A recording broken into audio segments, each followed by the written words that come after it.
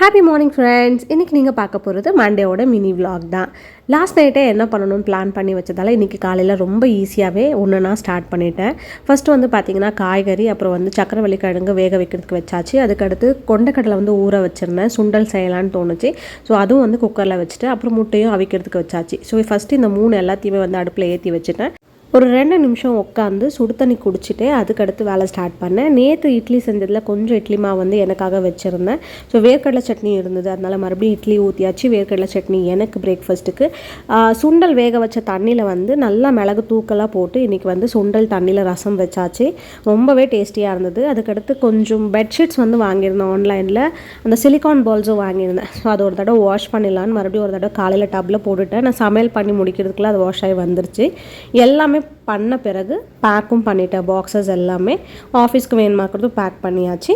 பாய் பாய், take care.